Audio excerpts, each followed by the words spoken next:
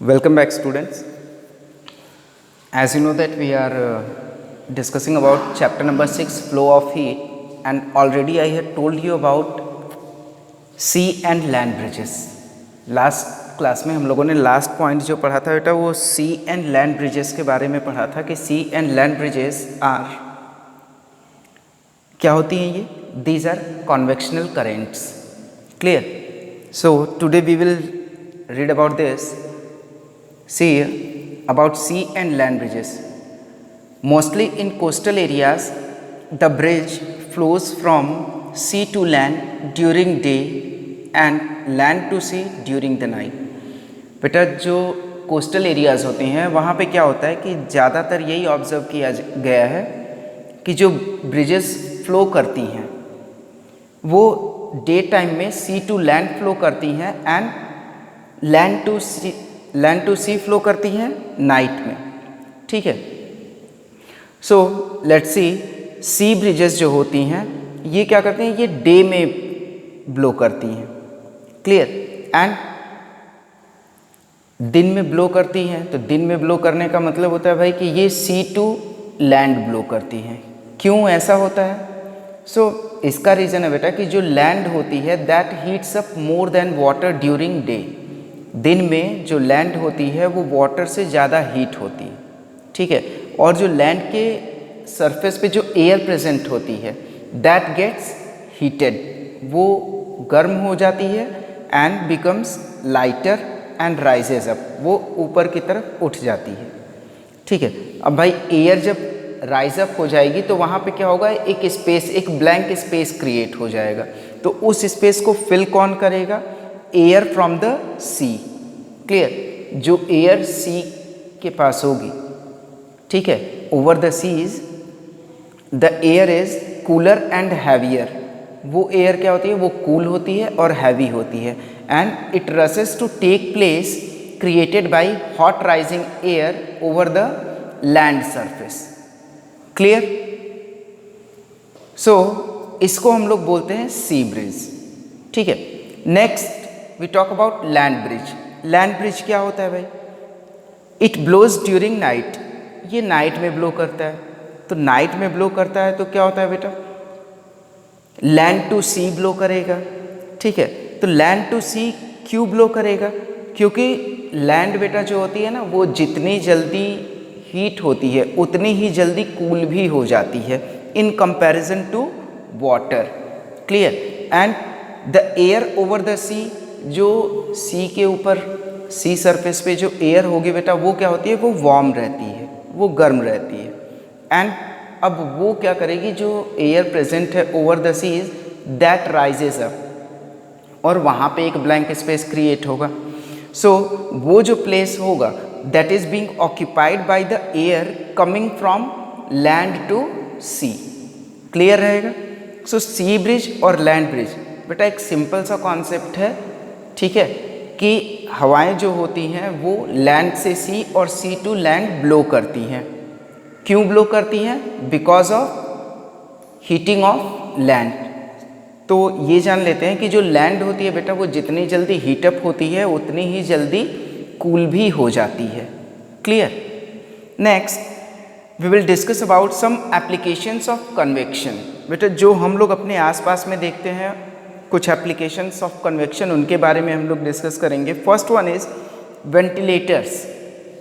घरों में आप लोगों ने ऑब्जर्व किया होगा कि वेंटिलेटर्स जो होते हैं that were provided high up on the walls. Ventilators जो होते हैं बेटा वो वॉल पे एक हाइट पे लगाए जाते हैं. ऐसा तो किया नहीं जाता कि वेंटिलेटर्स ही हैं, हम इनको डाउनवर्ड्स भी लगा सकते हैं, लेकिन हम लोग हाई अप लगाते हैं तो उसका कोई रीज़न होता है बेटा. सो उसका क्या रीज़न होता है? Let's see. जो रीज़न होता है बेटा कि वेंटिलेटर्स को हम लोग high up on the walls लगाते हैं, हमारे रूम्स के अंदर जो भी एयर प्रेजेंट होती है बेटा ये आफ्टर सर्टेन टाइम ये क्या होती है, ये हीट हो जाती है. ठीक है. एंड हीट होने के बाद क्या होता है बेटा, जब ये हीट हो जाती है तो ये ऊपर की तरफ राइज करती है. तो ये जो भी एयर होती है जो हम रिलीज करते हैं, एक्सहेल करते हैं, वो क्या होती है, वो एक फाउल एयर होती है। ठीक है, अब फाउल एयर ज़्यादा टाइम तक अगर कमरे में प्रेजेंट रहेगी बेटा तो क्या होगा, that is harmful for us. और ये फाउल एयर जो होती है ये वार्म होती है, दैट्स वाई हम लोग वेंटिलेटर्स को high upon the walls provide कराते हैं कि ये उन वेंटिलेटर्स के थ्रू जो भी फाउल एयर्स हैं वो क्या करें, वो रिमूव हो जाएं। क्लियर रहेगा। Next thing is central heating in buildings. बेटा सेंट्रल हीटिंग बिल्डिंग्स में अप्लाई किया जाता है, ठीक है, to keep the building warm.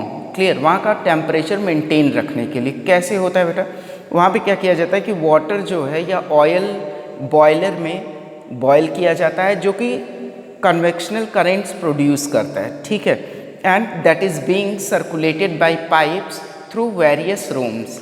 ठीक है, सिंपल सी बात है कि कन्वेक्शनल करेंट को प्रोड्यूस किया जाता है और उसी कन्वेक्शनल करेंट के थ्रू हम क्या करते हैं, पाइप्स के थ्रू उसे वेरियस रूम्स तक हम लोग पहुंचाते हैं। Clear, so this is all about convection. ठीक है बेटा, next topic is the third way through which heat can flow and that is radiation. वो क्या है भाई, वो है हमारा रेडिएशन। तो रेडिएशन में क्या होता है भाई, transfer of heat is much faster. Radiation में भाई ट्रांसफर ऑफ हीट जो होता है वो बहुत ही ज़्यादा तेज होता है, ठीक है, and it does not require any medium. इसको किसी मीडियम की ज़रूरत नहीं होती है बेटा, ठीक है। The heat absorb by radiation is known as radiant energy. और रेडिएशन के प्रोसेस से जो भी हीट एब्जॉर्ब होती है उसे हम लोग क्या बोलते हैं, we call it as radiant energy. As we had already seen in conduction and convection की किसी न किसी मीडियम की ज़रूरत ज़रूर पड़ती थी, ठीक है, बट रेडिएशन में ऐसा कोई नेसेसरी नहीं है, ऐसी कोई रिक्वायरमेंट नहीं है कि कोई मीडियम रहे। एग्जाम्पल हम इसका ले सकते हैं रेडिएशन का बेटा, जैसे कि हम लोग कभी कभी फायर के सामने बैठते हैं इन कोल्ड वेदर्स, ठीक है, तो फायर और हमारे बीच में क्या है, एयर प्रेजेंट होती है, that is a bad conductor of heat, you all know it, ठीक है। फिर भी हमें क्या होता है, हम उस हीट को फील करते हैं, ठीक है। सो कैसे वो हम तक पहुंचती है, by the process of radiation. Clear रहेगा। Next, it travels in same way. जो रेडिएंट एनर्जी होती है बेटा, ये क्या होती है, ये सेम स्पीड और सेम वे ऑफ लाइट से ट्रेवल करती है, ठीक है। Like light travels in a straight line, तो ये भी क्या होती है कि ये भी एक स्ट्रेट वे में ट्रेवल करती है, ठीक है, और लाइट की स्पीड से ही ये ट्रेवल करती है। क्लियर। नेक्स्ट थिंग, जैसा कि लाइट के बारे में हम लोग जानते हैं कि लाइट जो होती है बेटा वो पार्शियली एब्जॉर्ब होती है और पार्शियली रिफ्लेक्ट होती है, and light can be transmitted also.